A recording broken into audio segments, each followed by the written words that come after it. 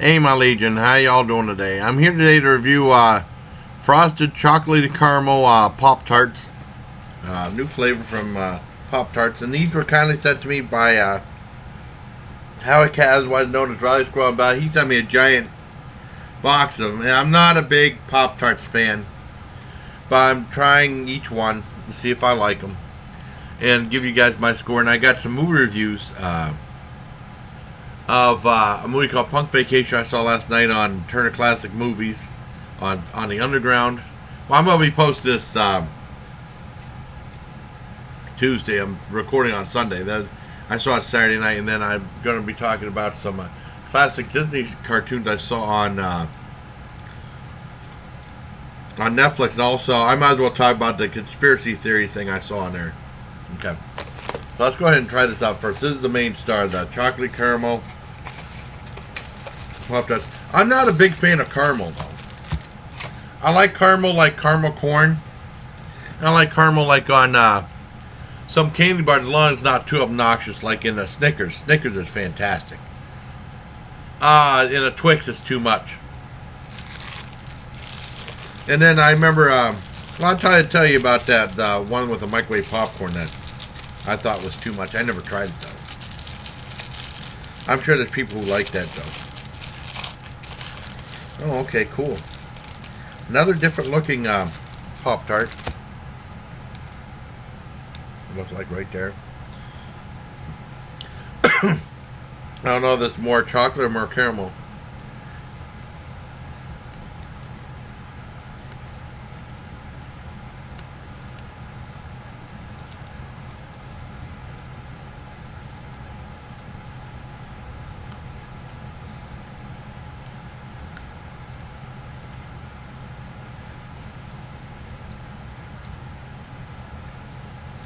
Yeah, that's just not that bad.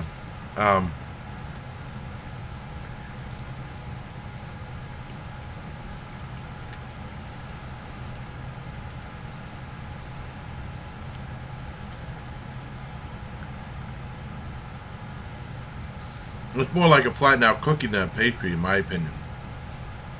I like the chocolate chip one far better. But these are okay. I give these a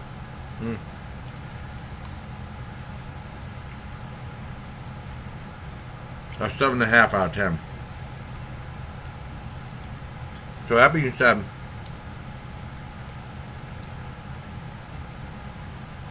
let me tell you about the microwave popcorn. And this is from the Army when I was in Germany. Whenever I was in the Army, I mean, when we grew up, it's kind of weird. Times were different back then. It's probably impossible to imagine not having a microwave now. We didn't have a microwave growing up. Up until 87 and stuff like that. I know we never got one. If we wanted to heat up the food, we just heat it up in the oven. I mean, I couldn't imagine not having a microwave now. I mean, we bought a microwave. My dad bought a microwave that when he moved here May 1990, when I was still in the Army, and we still have the same microwave, and it works good. I mean, the door sticks a little bit when you press the button; it doesn't come open. But it's a powerhouse. It still works really well, and he's surprised it's lasted as long as it has.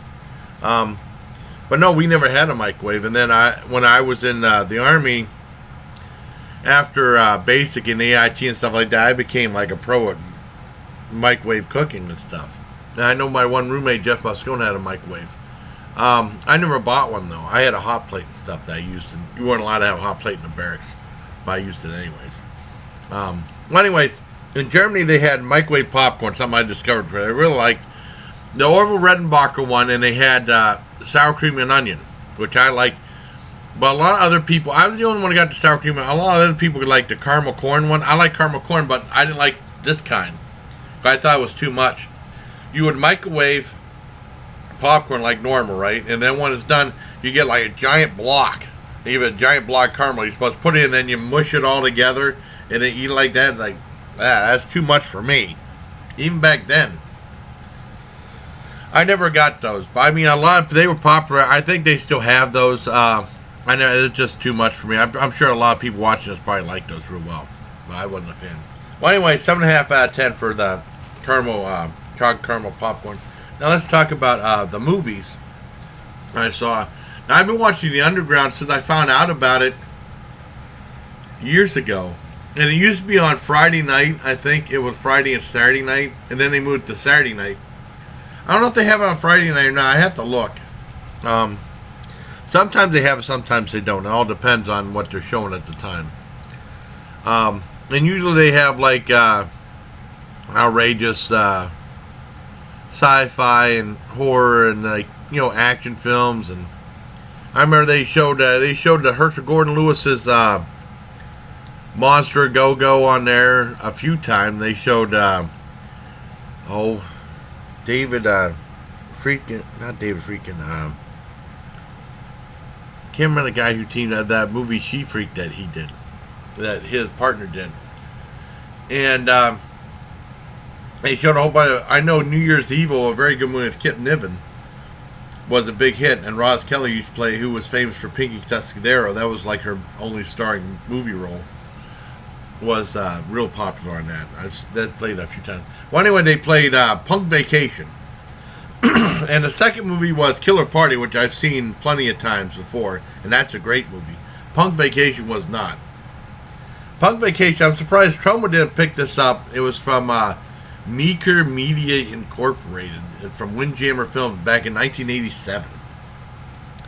I never heard of it before. And basically, a small town, and like these bunch of punk rockers on motorcycles going there, and they cause a little bit of havoc, a little bit. But I mean, it's so badly done. The dialogue was so bad. I even laughed a lot at the dialogue, but I mean, and the sheriff was the head sheriff was really funny, but it was so badly done. And then, it's an hour and a half long, and about like 30, 40 minutes into it, you find out that they really don't have enough story to make it into an hour and a half, and this is going to be boring as hell. And up thunder. I knew it was going to be thunderstorming today. I'm filming this on a Sunday, like I said. You knew it was going to be bad. And you knew it was going to be boring, and that's what happened. Most of the rest of the movie is just them running around or walking around and goofing off and stuff like that. And it becomes like a Western type thing.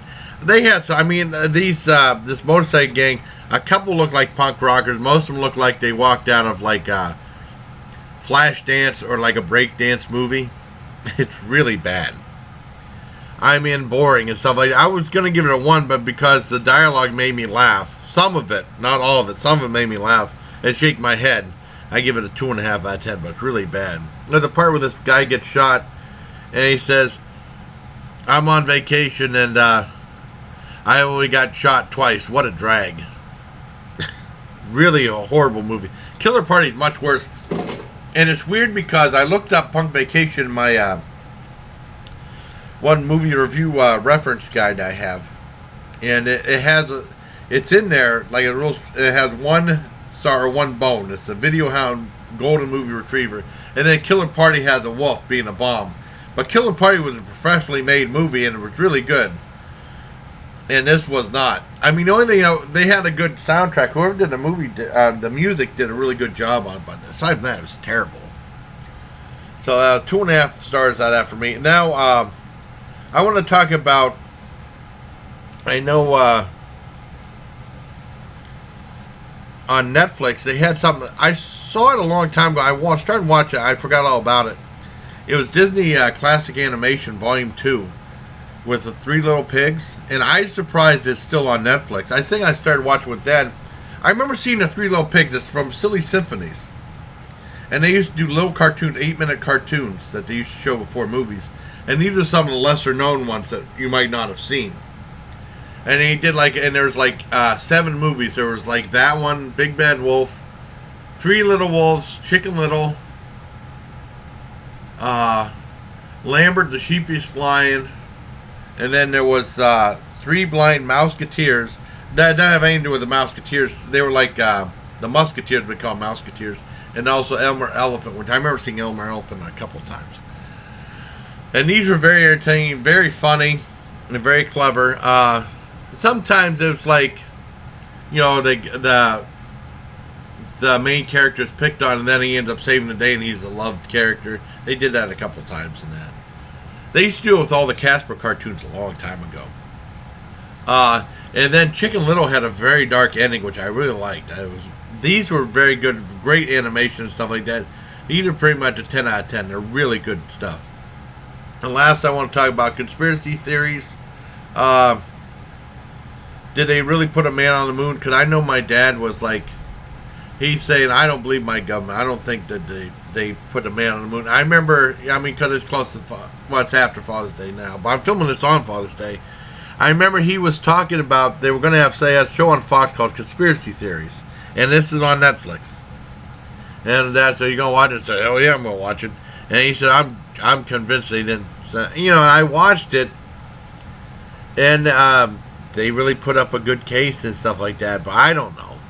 But the show itself is really good. That's a full-on, well, that's probably about an 8.5 out of 10. It gets you guessing. And I'm glad they made a reference to the great 1978 movie Capricorn 1. And they talked to that guy. Capricorn 1 is a fantastic movie. That's a 10 out of 10 on that one. But if you get a chance, that's on there too. You know, I mean, get you thinking. I mean, at this point, like, who cares, you know? But I mean, there's some, they give some good evidence on there. But I mean, I don't know. I'd like to think we landed on the moon. How's that? But I mean, you know, it's like, I don't know. But it's very interesting and stuff like that. So, I hope you like this video. And until next time, bye, please. Take care of my legion. Okay, good night.